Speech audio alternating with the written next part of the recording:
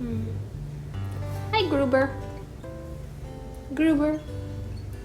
Gruber just now came in here while I was about to film. Oh. I'm just sort of leaning against this wall because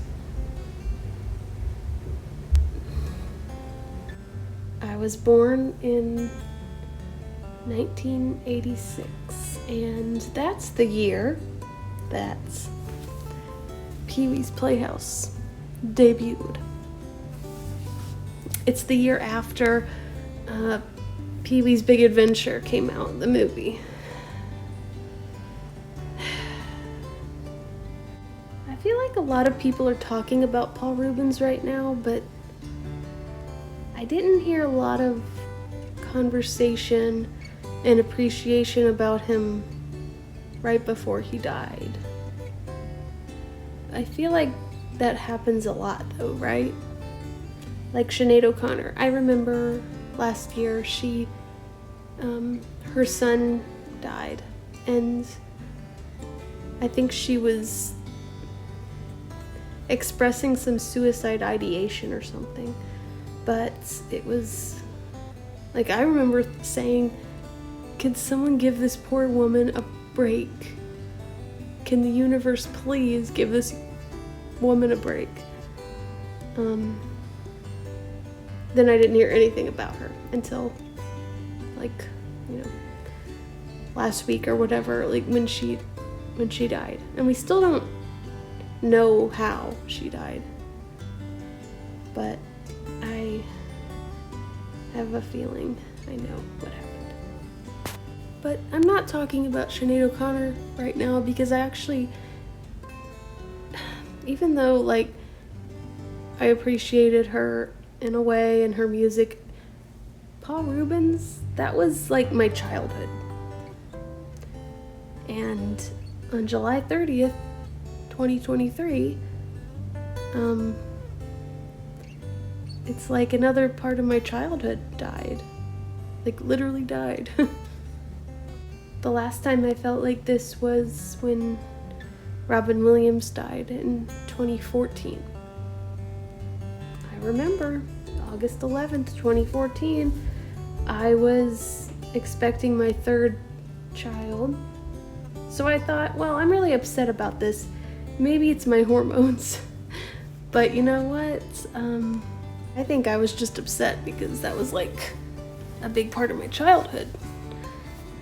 And Robin Williams died in a terrible way. And that's what I was feeling this past week. Because Paul Reubens died a week ago. And I've been crying almost every day about it. Just like I would if a family member died.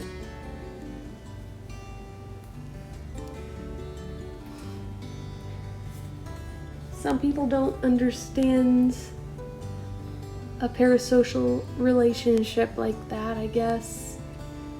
I don't know why I have those parasocial relationships with certain people. Not a lot of people, but I do. And every time I would think about it this week, like,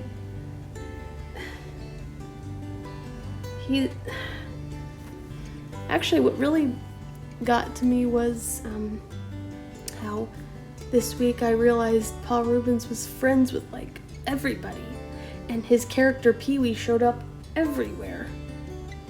Like, not just the 1980s, but 90s, 2000s, 2010s. I mean, he had a Netflix movie, and I hate to say it, but I don't think I've seen that one.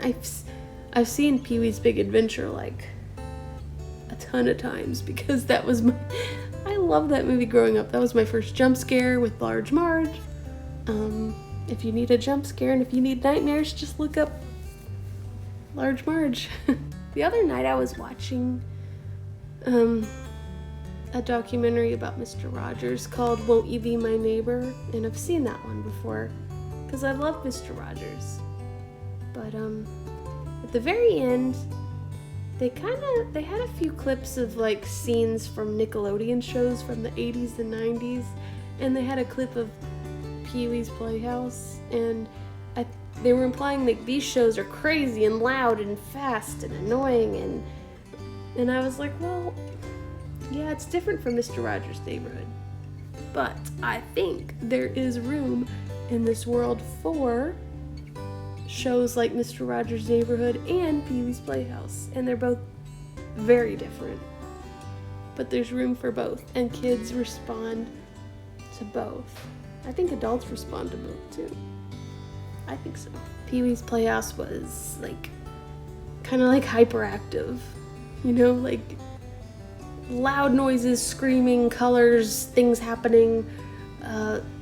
There wasn't like any moments of silence. Mr. Rogers' Neighborhood, there was a lot of like silent moments and quiet and whispers and patience, and like Mr. Rogers just had a way about him. It was very calming, but you know, as a kid, I think I really responded to Nickelodeon and slime falling on people's heads and Pee-wee's Playhouse, because it was just fun, you know?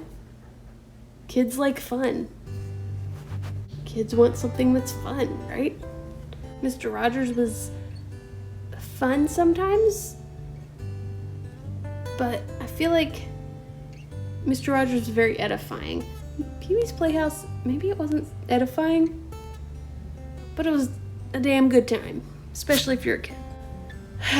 So yeah, Mr. Rogers, he died of cancer. He died of stomach cancer in 2002. Paul Reubens died of cancer, bone cancer, and he's been dealing with this for 6 years, and he didn't like tell anybody about it, which is his right, but I don't know, it seems so unfair. You know, Bob Ross, he died of lymphoma. Robin Williams didn't die of cancer, but it was a terrible thing that he died of, Lewy body dementia. That was, I don't think a lot of people knew what that was. I mean, I didn't know what that was until his wife talked about it in a very interesting article. And a lot of people at the beginning when he died, because you know, he hanged himself, so people are like, oh man, he was depressed. We didn't even know how depressed he was. You should check in on your depressed friends. But it was not depression, it was something else. And it was something else way more sinister and devastating. Not that depression isn't devastating, but you know what I mean. It's more rare, and it's almost like something taking over your brain. So just the thought of Paul Reubens, and I was watching a bunch of clips of him on like Conan O'Brien's show and some other late night shows and stuff, and he's been dealing with this for 6 years. He was making appearances in these last 6 years, and he was, you know, being funny and friendly and showing up and doing things and busy, and nobody knew. It was a couple years ago, maybe 3 years ago, Conan O'Brien had a podcast. Well, he has a podcast, and he had Paul Reubens on because he was friends with him, and he talked about how Paul Reubens would always send him like birthday memes all throughout the day on his birthday, and always a Christmas card, always a birthday card. And that's the pattern that I have noticed watching a lot of clips and reading things from people that knew him. He was always so generous with his time and remembered people, and he remembered people's birthdays every year and sent memes all day long on your birthday. He would send you I don't know, something nonsensical. And you know what? That's like my love language too, because I love sending people memes and videos, and I don't know, just little notes. I like sending snail mail. I like sending people gifts. Whenever I'm at a fun store or boutique or antique store, I always see stuff that I think about, like, that would be great for, my friend or my aunts or my sister, my brother. Like, I always think, like, oh, I should get that for them for their, for Mother's Day or for Christmas. And I think that's kind of the love language I have, and that's what it sounds like. Paul Reubens had that love language too. He was always giving, giving, giving. And when I was learning about that this week, I was thinking, wow, that only makes this sadness I feel about him more sad. I feel this feeling makes me feel more sad that that's my dryer. It just makes me feel more upset, because honestly, you know what? Like Robin Williams, Mr. Rogers, Steve Irwin, Paul Reubens, it's like you'll never see their like again. They're so unique. They were people that were so unique and giving in their own way. And they showed love in their own way. And I know Paul Reubens wasn't a saint. I mean, Mr. Rogers, I think he was technically a saint, right? He should have been. I think he is. But yeah, like Robin Williams and Paul Reubens, and they're not saints. But most people aren't, And just because they're not perfect doesn't mean you can't look up to them. And it doesn't mean you can't, just be appreciative of what they did for you in this life. And that's what Paul Reubens did for me. He really represents my childhood quite a lot. So I think my mom and dad told me, like, when I was 2 or 3 years old, like, so really young, just very little, I'd want to watch Pee-wee's Playhouse on a Saturday morning, and I don't know if I would wake them up or if I would turn the TV on myself or whatever, but like I was like, yeah, Pee-wee's Playhouse, it's Saturday. And I'd rewatch certain VHS movies all the time, like Pee-wee's Big Adventure.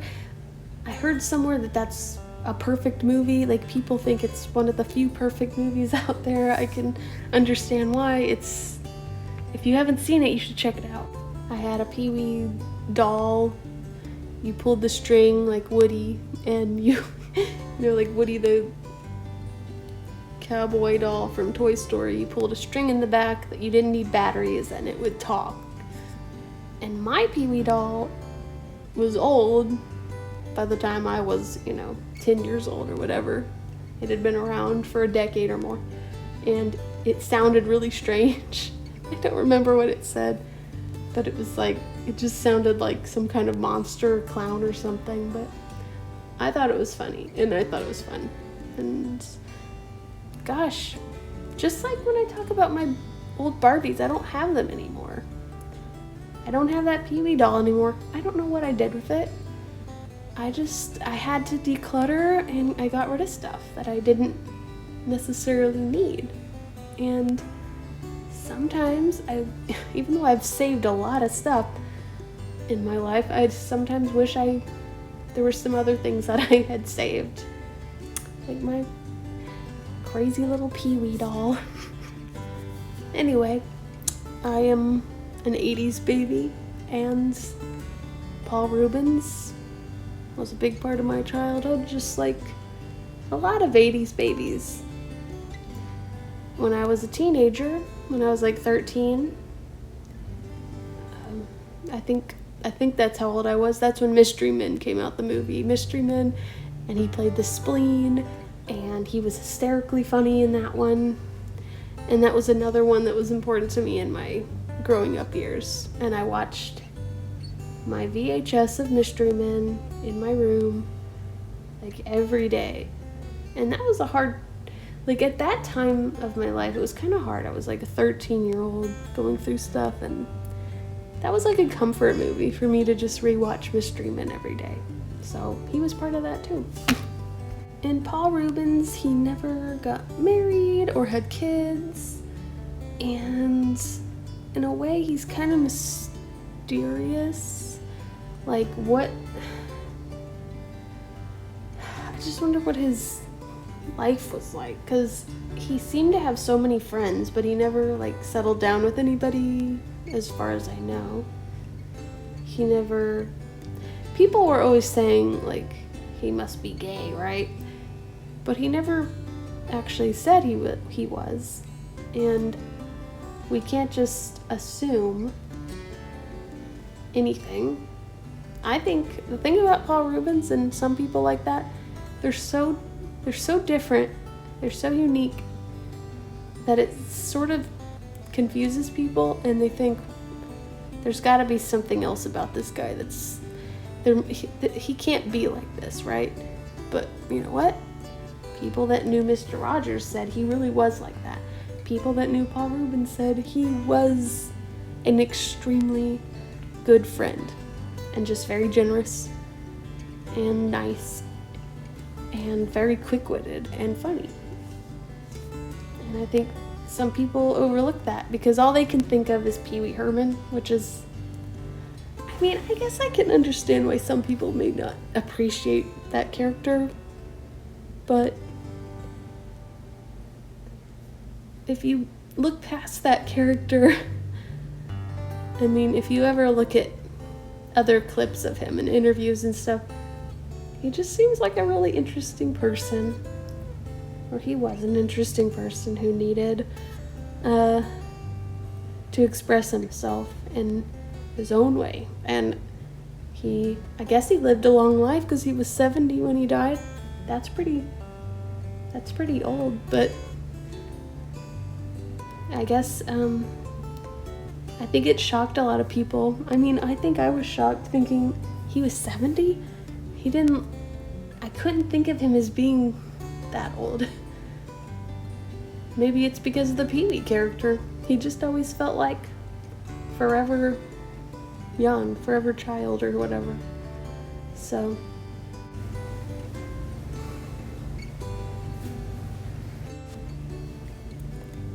By the way, I have a tripod. And Oscar's been sitting on the bed. And Wendy just came into my room. Wendy! She just started yelling at me. Oh, Wendy. Three of my cats are in here right now. Every time I start to film, I think the cats hear my voice. And they're like, I want to come in and see what you're doing. Especially Oscar. Oscar likes to be a part of all this.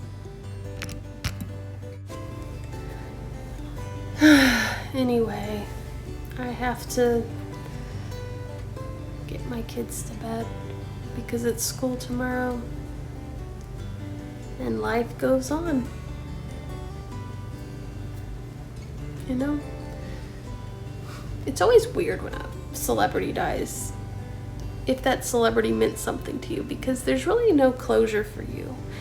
It's not like you can go to their funeral or speak to anyone else about it.